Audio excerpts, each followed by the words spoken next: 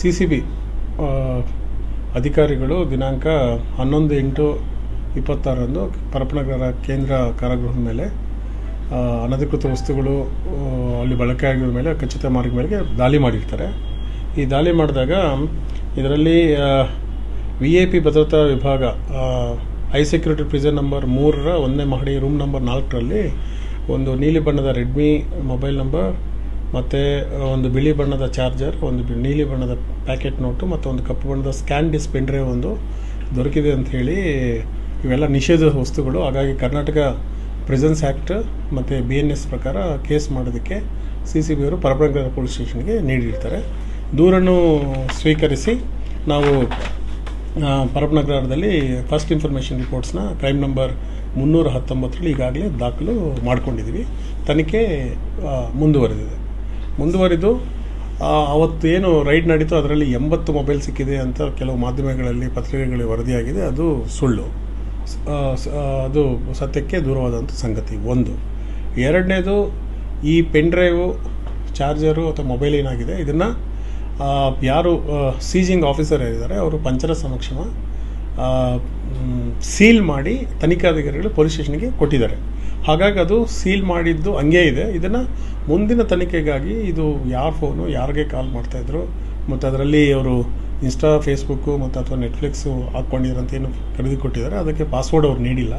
ಆ ಪಾಸ್ವರ್ಡ್ನ ಕ್ರ್ಯಾಕ್ ಮಾಡೋಂಥದ್ದು ಯಾರು ಯೂಸ್ ಮಾಡ್ತಾಯಿದ್ರು, ಪ್ರಜ್ವಲ್ ರೇವಣ್ಣವರ ಅಥವಾ ಅದರ ಇರೋವಂಥ ಇನ್ನೊಬ್ಬ ರಾಯ್ ಅಂತ ಅವ್ರದ ಹೆಂಗೆ ಈ ಮೊಬೈಲ್ ಬಂದಿತ್ತು ಒಳಗಡೆ ಅನ್ನೋದನ್ನು ತನಿಖೆ ಮಾಡೋದು ನಮ್ಮ ಮೊದಲ ಕರ್ತವ್ಯ ಆಗಿದೆ. ಅದನ್ನು ನಾವು ಮಾಡ್ತೀವಿ.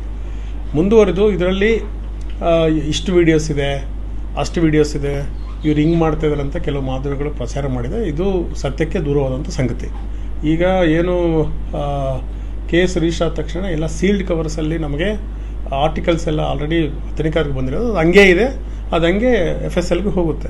ಅಲ್ಲಿಗಂಟ ನಾವು ಏನು ಹೇಳೋದಕ್ಕೆ ಸಾಧ್ಯ ಇಲ್ಲ. ಇದೆಲ್ಲ ಸುಳ್ಳು ವರದಿಗಳಂತ ನಾನು ಈ ಮೂಲಕ ಸ್ಪಷ್ಟ ಮಾಡೋದಕ್ಕೆ ಪ್ರಯತ್ನ ಮಾಡ್ತೀನಿ.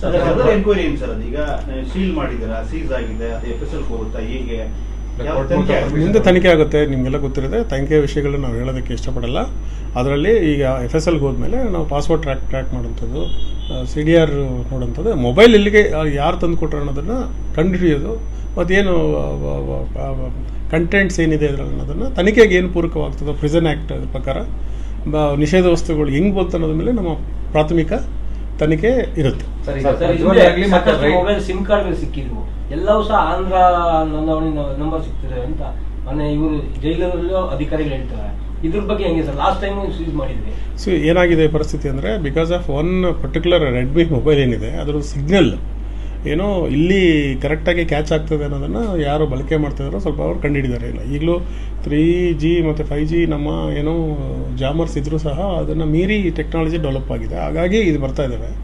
ಸೊ ಇದು ಈಗಾಗಲೇ ನಾವು CCB ಮತ್ತು ಪರಪ್ಪನಗರರು ತುಂಬ ದೊಡ್ಡ ಮಟ್ಟದಲ್ಲಿ ಮೊಬೈಲ್ ಸೀಸ್ ಮಾಡಿ ಕೇಸ್ಗಳು ನಡೀತಾ ಇದೆ. ನಿರಂತರವಾಗಿ ಬರ್ತಾ ಇದೆ, ನಿರಂತರವಾಗಿ ಕೇಸ್ಗಳು ನಡೀತಾ ಇರ್ತದೆ.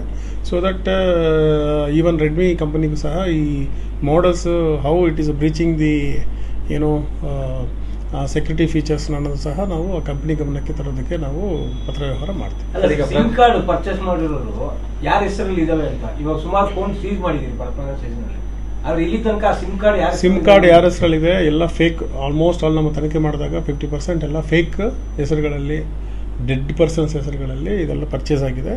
ಬಟ್ ನಮಗೆ ಒಂದು ಲೀಡ್ ಸಿಕ್ಕಿದೆ. ಮುಂದಿನ ದಿನಗಳಲ್ಲಿ ವೆರಿ ಇಂಪಾರ್ಟೆಂಟ್ ಲೀಡಲ್ಲಿ ಈ ಮೊಬೈಲ್ ಫೋನ್ಗಳನ್ನ ಯಾವ ಶಾಪಿಂದ ಖರೀದಿ ಮಾಡಿದ್ರು, ಯಾರು ಖರೀದಿ ಮಾಡಿದ್ರು ಅನ್ನೋದ್ರ ಬಗ್ಗೆ ನಮಗೊಂದು ಮಹತ್ವವಾದಂಥ ಸುಳಿವು ಸಿಕ್ಕಿದೆ. ಮುಂದಿನ ದಿನಗಳಲ್ಲಿ ನಾವು CCB ಆಗಲಿ ನಾವು ಕ್ರಮ ತಗೊಳ್ತೀವಿ. ಸರ್, ಈಗ ಪ್ರಜ್ವಲ್ ಮತ್ತು ರೈನ್ ಏನಾದರೂ ಕಸ್ಟಡಿ ತೊಗೊಂಡು ವಿಚಾರಣೆ ನಡೆದಿದೆಯಾ ಅಥವಾ ಇಲ್ಲ. ಯಾಕಂದರೆ ನಾವು ಅವ್ರನ್ನ ವಿಚಾರ ಮಾಡಬೇಕಾದ್ರೆ ಫಸ್ಟ್ ನಮಗೆ ಟೆಕ್ನಿಕಲ್ ಡೇಟಾ ಬರಬೇಕು. ಟೆಕ್ನಿಕಲ್ ಡೇಟಾ ಬಂದ ತಕ್ಷಣ ತನಿಖಾಧಿಕಾರಿಗಳು ಮುಂದಿನ ವಿಚಾರ ಅವ್ರು ನೋಟಿಸ್ ಕೊಟ್ಟು ಜುಡಿಷಿಯಲ್ ಕೋರ್ಟ್ ಪರ್ಮಿಷನ್ ತೊಗೊಂಡು ಮುಂದಿನ ತನಿಖೆ ಮಾಡ್ತಾರೆ.